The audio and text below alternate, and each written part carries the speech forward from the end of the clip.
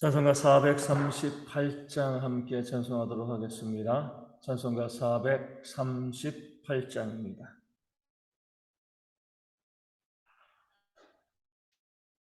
438장입니다. 내 영혼이 은총 입어 중한 죄짐 벗고 보니 슬픔 많은 이 세상도 천국으로 가도다. 할렐루야 찬양하세.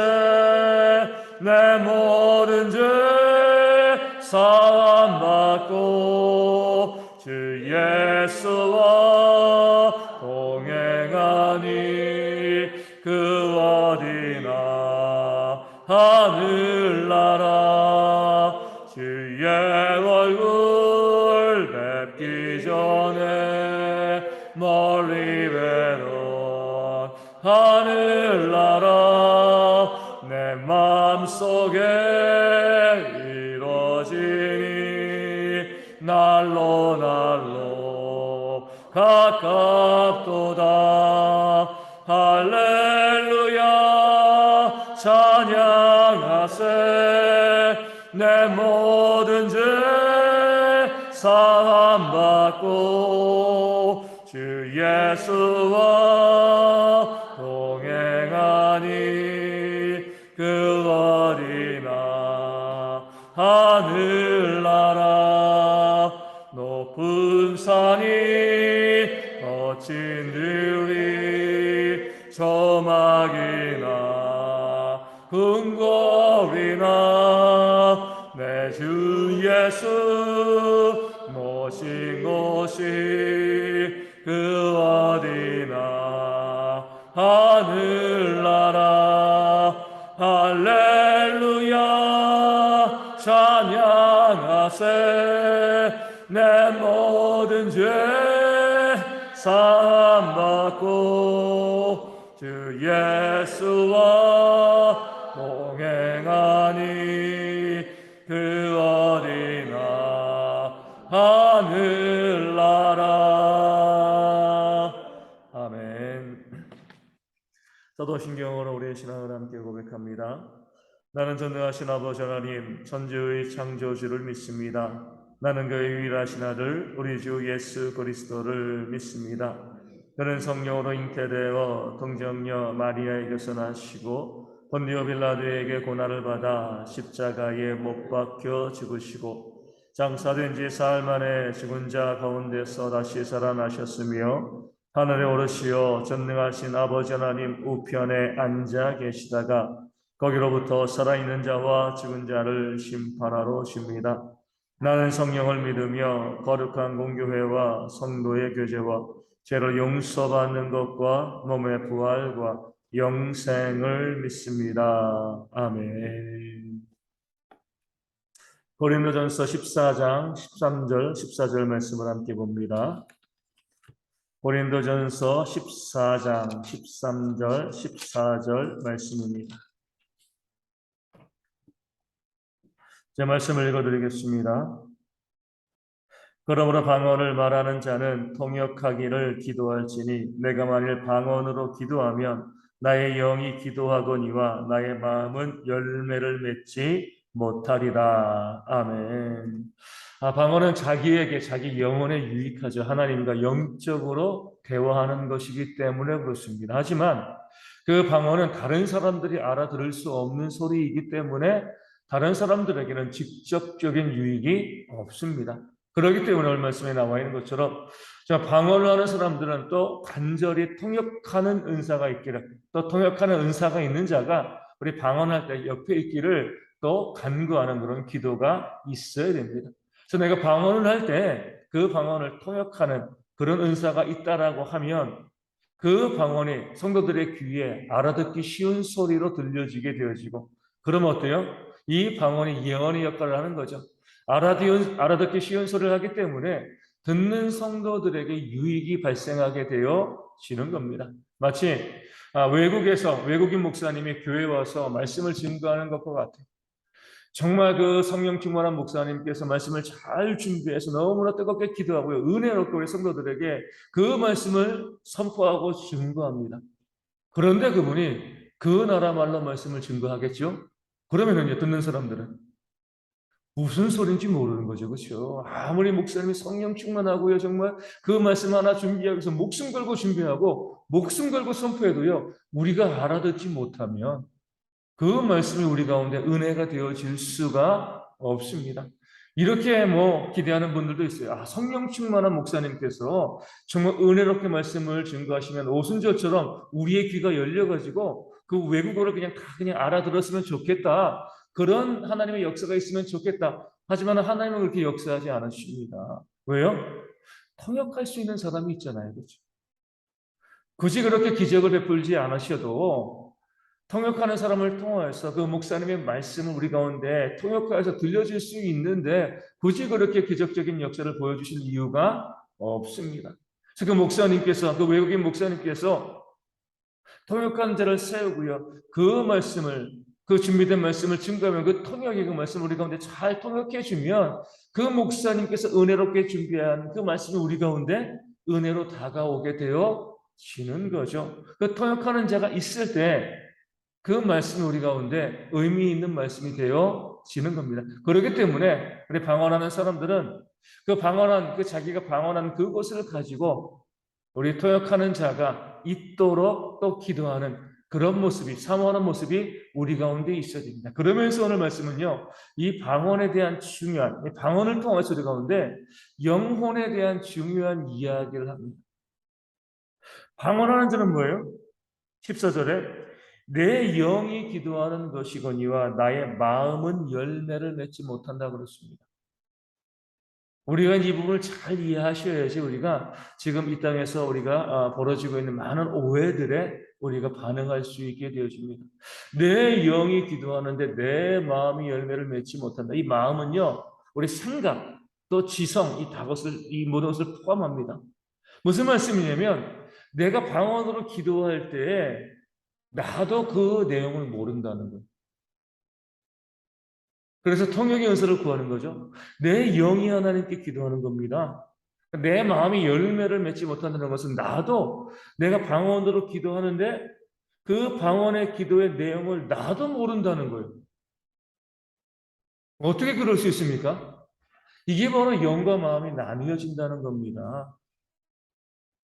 그렇기 때문에 내가 내 영으로 방언으로 기도해도요, 내가 방언으로 기도할 때, 사람들 봤을 때, 방언으로 뭘 기도했어요? 그러면은요, 나도 몰라요. 이게 정답인 거예요. 나도 모르는 소리라는 겁니다. 내가 아는 것을 내가 방언으로 기도한다고 하면 둘 중에 하나죠. 통역의 은사가 같이 있던가, 아니면 뭐예요? 내가 거짓 방언을 하든가. 둘 중에 하나입니다.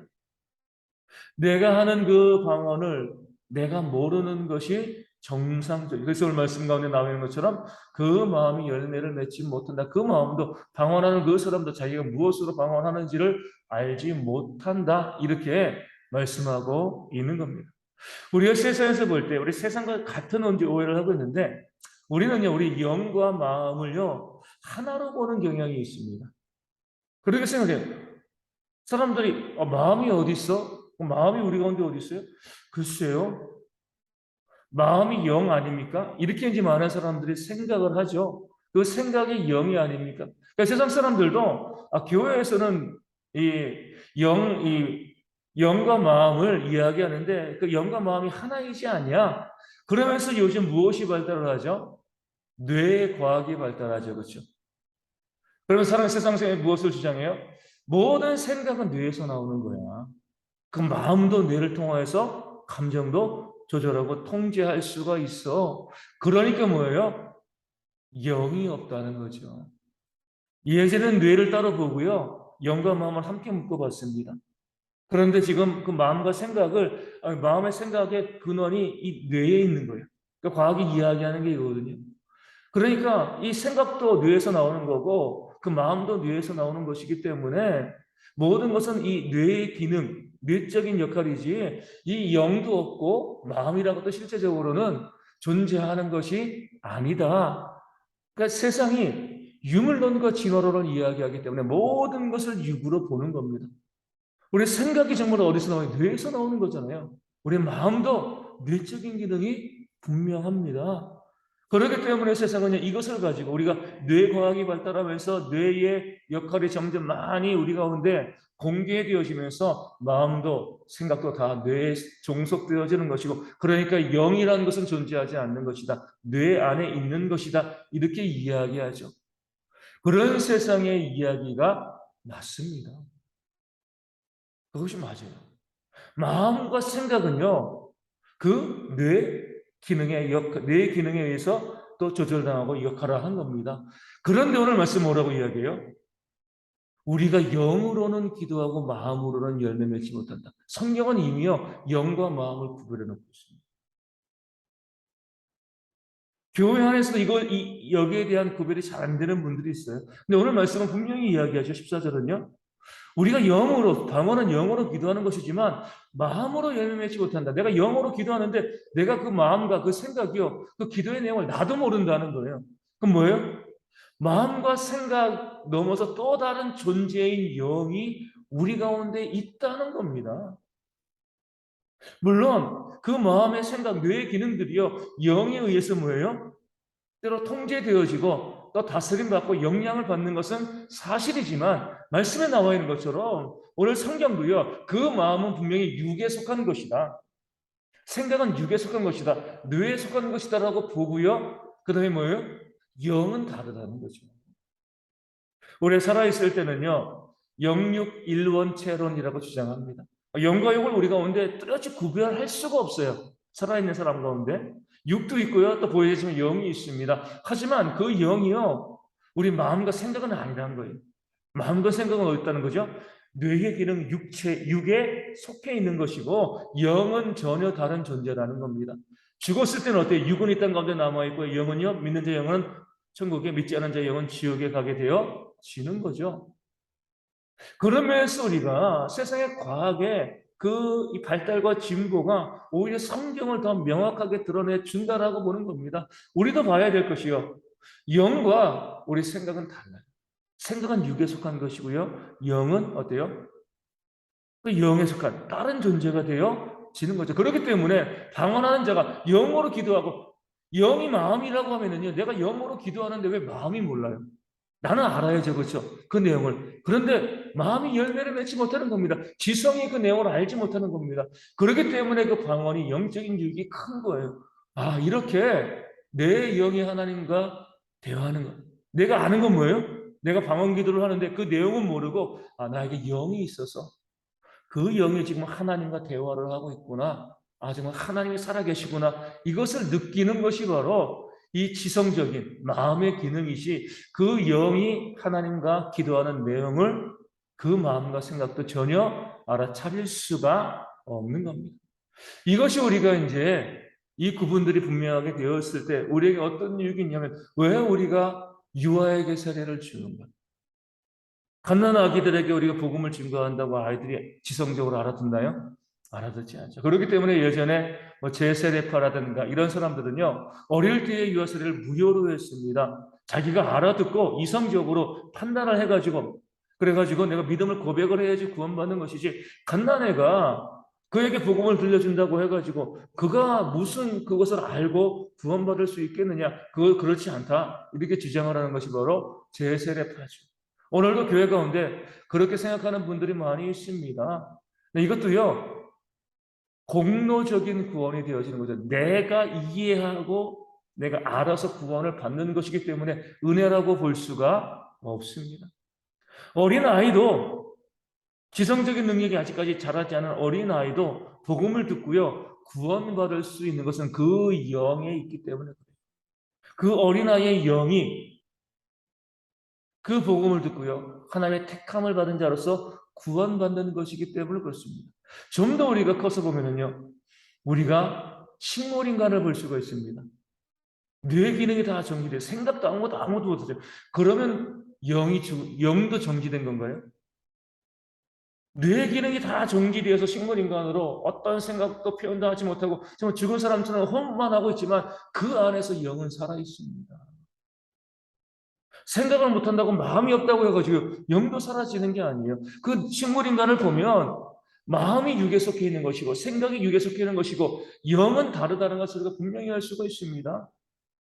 교회 다니면서 이런 분들이 있을 수 있어요. 성도 가운데 우리 치매에 걸립니다. 그럼 뭐라고 생각을 해요? 아, 영의 문제야. 그렇게 바라보시지 말라. 육의 문제입니다.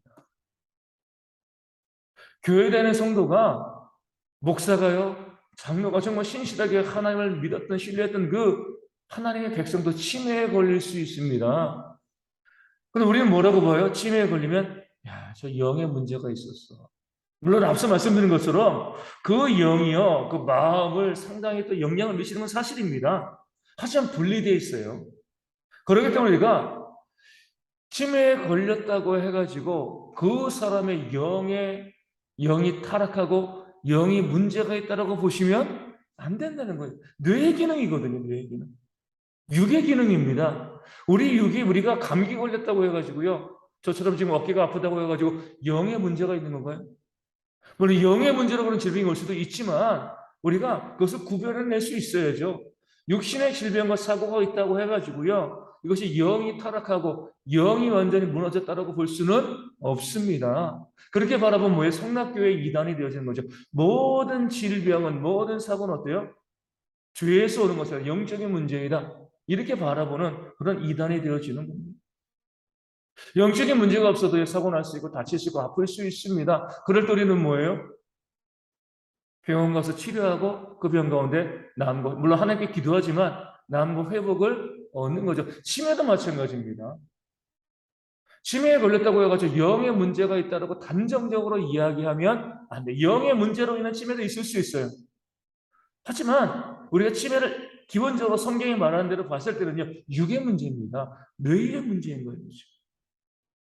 식물인간과 마찬가지로 그 사람에게 뭐예요? 그 사람의 영에는 문제가 없습니다. 그러니까 우리가 믿는 사람들이 교회 다니는 성도 중에서 치매 걸린 분들이 있을 때 너무 안타까우실 필요 없어요. 육의 질병이 있는 것처럼 다 그럴 수 있습니다. 그 질병 가운데 거할 수 있는 거죠. 그래서 그 영은 문제가 없기 때문에 그 치매에 걸리신 그런 어르신들을 잘 돌보고 섬기면 되는 것이지, 아, 치매에 걸렸으니까 구원받지 못했어. 영이 죽었어. 이렇게 이야기해서는 안 되는 거예요. 또 조금 더 우리가 범위를 넓히면요. 우리 교회 가운데 있는 분들 중에서 정신질환을 앓는 분들 있잖아요. 심한 중증도도 있고요. 경증도 있습니다. 우울증도 있고요. 공황장애도 있고요. 대인기피증. 그런 많은 그런 이 정신적인 어려움을 겪는 부분들이 있어요. 그럴 때 교회는 항상 뭐예요? 그 영의 문제니까 우리 기도함으로 풀어야 돼. 물론 기도함으로 그 문제를 풀어갈 수가 있습니다. 하지만 우리가 오늘 말씀을 보면은요, 영과 마음을 분리하거든요. 정신을 분리합니다. 옛날에는 영, 혼, 육 이렇게 이야기했지만 영혼과 육입니다. 영과 육이에요. 정신의 문제는요, 육의 문제에 원래 속해 있는 겁니다. 그렇기 때문에 교회 다니는 분들도요, 우울증 걸릴 수 있습니다. 신앙이 정말 좋은 분들도 우울증 걸릴 수 있어요. 대인기피증이라든가 공황장애 그들 가운데 올 수가 있습니다.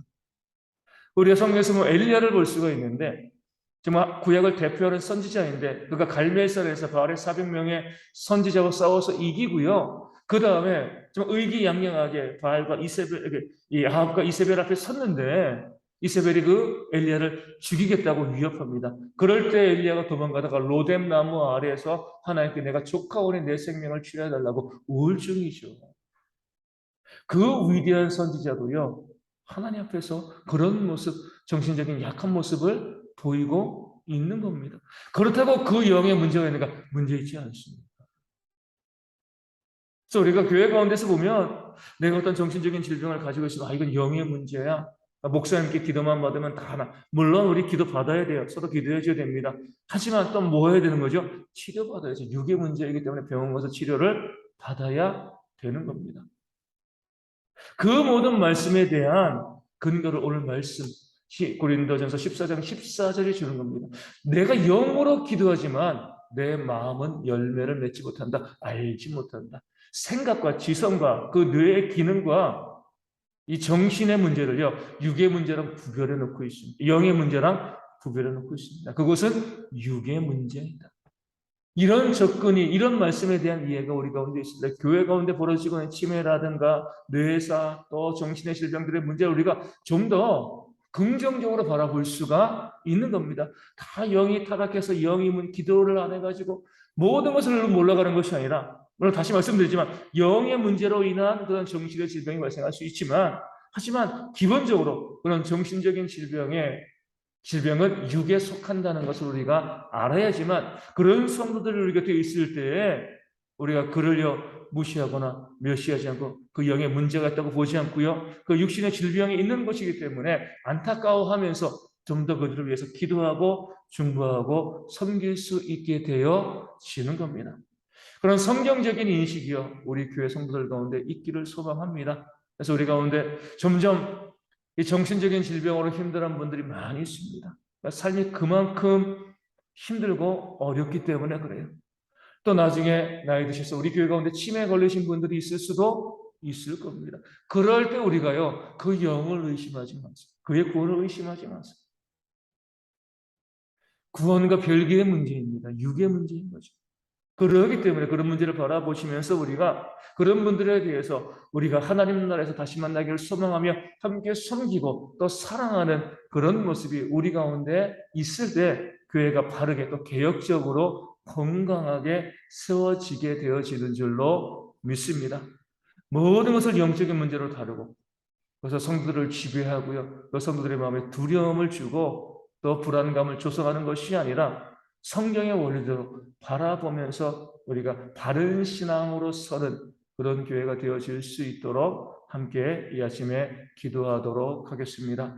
우리 고인의 집사님 위하여서 그런데 질혈 가운데 속히 회복되어질 수 있도록 위하여 기도해 주시고요.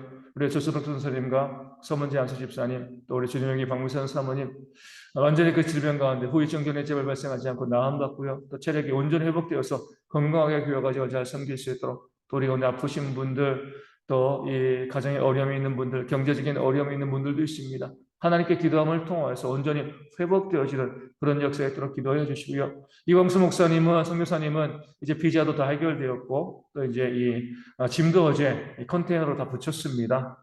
그래서 내일 이제 몽골로 들어가게 되어지시는데 오늘 하루 잘 안식하고 또 쉬시며 또 모든 선교 일정들이 잘 준비되어져 진행되어질 수 있도록 계속해서 함께 기도해 주시면 감사하겠습니다. 주기도문 하시겠습니다. 하늘에 계신 우리 아버지, 아버지의 이름을 거룩하게 하시며 아버지의 나라가 오게 하시며 아버지의 뜻이 하늘에서와 같이 땅에서도 이루어지게 하소서.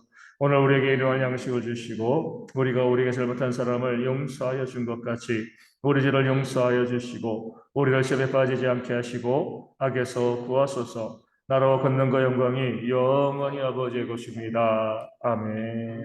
기도하겠습니다.